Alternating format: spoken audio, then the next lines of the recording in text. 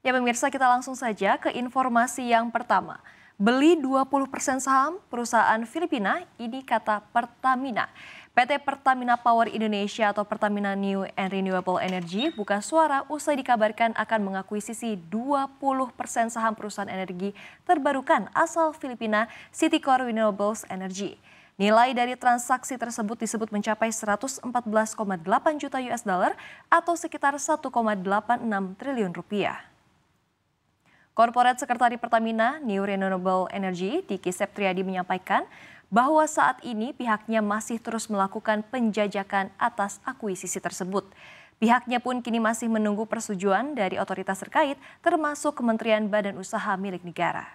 Mengutip Reuters, Pertamina dikabarkan akan membeli 20% saham CREC dengan nilai mencapai 114,8 juta US dollar atau senilai 6,7 miliar peso.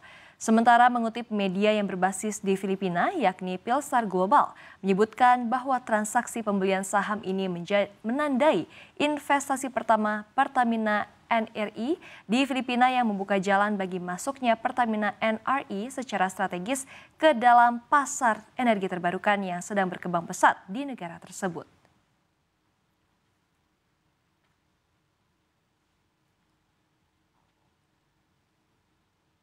Ya, dan informasi yang kedua kita lihat pemirsa, surat utang RI masih diburu asing. Pasar surat utang Indonesia masih memberikan daya tarik bagi investor meskipun imbal hasil atau yield suku bunga surat utang pemerintah Amerika Serikat yakni US Treasury Note 10 tahun terkerek naik dalam waktu cepat. Direktur Jenderal Pengelolaan Pembiayaan dan Resiko Kementerian Keuangan, Suminto mengatakan, sepanjang tahun lalu aliran modal asing dari para investor global yang masuk ke pasar surat berharga negara atau SBN Indonesia mencapai 37 triliun rupiah. Tren masuknya aliran modal asing ke pasar SBN itu pun berlanjut hingga pekan pertama tahun ini.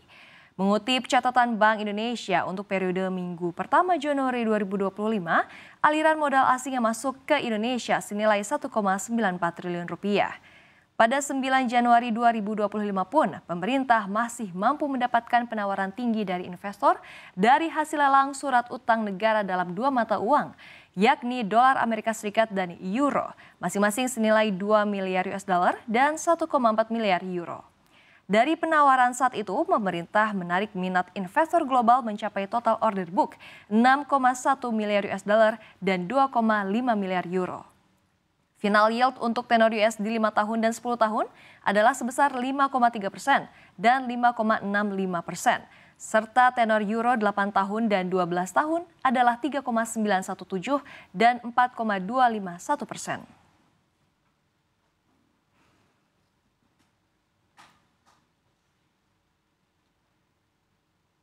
Kita ke informasi yang ketiga.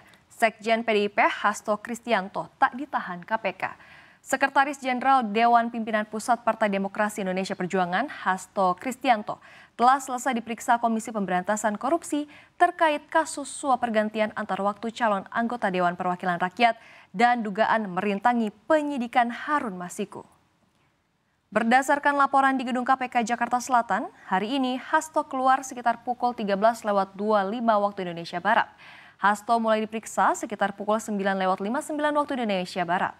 Berarti Hasto diperiksa sekitar 3,5 jam lamanya.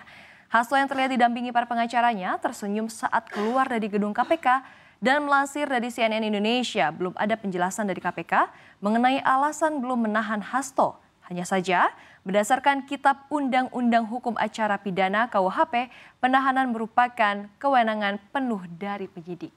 Sebelumnya, kuasa hukum Hasto, Roni Talapesi mengatakan, kliennya siap jika ditahan oleh KPK usai diperiksa sebagai tersangka dugaan suap dan perintangan penyidikan hari ini.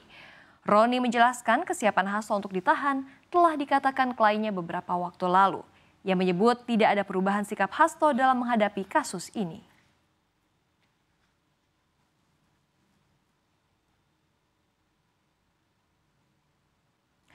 Dan kita ke informasi yang terakhir, RI siapkan BBM baru B40. Pemerintah lewat Kementerian Energi dan Sumber Daya Mineral memastikan penerapan bahan bakar minyak jenis solar dengan campuran bahan bakar nabati biodiesel berbasis minyak sawit sebesar 40% atau B40 mulai berlaku per 1 Januari 2025. Program ini diharapkan dapat mengurangi emisi dan juga impor solar. Direktur Jenderal Energi Baru Terbarukan dan Konservasi Energi Enia Listiadi Dewi mengatakan bahwa mandatori bahan bakar minyak jenis solar dengan campuran bahan bakar nabati biodiesel berbasis minyak sawit sebesar 40% atau B40 mulai berlaku 1 Januari 2025. Menurutnya kebijakan ini telah ditetapkan melalui keputusan Menteri ESDM nomor 341 tahun 2024 dan berlaku untuk semua sektor, baik itu yang public service obligation maupun non-PSO. Adapun dengan diberlakukannya kebijakan B40, kuota biodiesel pada 2025 naik menjadi 15,6 juta kiloliter. Dari kuota itu, pemerintah bakal mengalokasikan 7,55 juta kiloliter untuk PSO dan sisanya kepada non-PSO. Untuk non-PSO dibebankan kepada konsumen sekitar 13 ribuan rupiah yang nantinya akan ada penambahan sekitar 1.500 hingga 2.000 rupiah. Lebih lanjut, Enia menjelaskan, meskipun dibebankan kepada konsumen, pemerintah memastikan bahwa kebijakan ini tidak akan mempengaruhi inflasi. Hal tersebut berdasarkan studi yang sudah dilakukan sebelum kebijakan ini diberlakukan.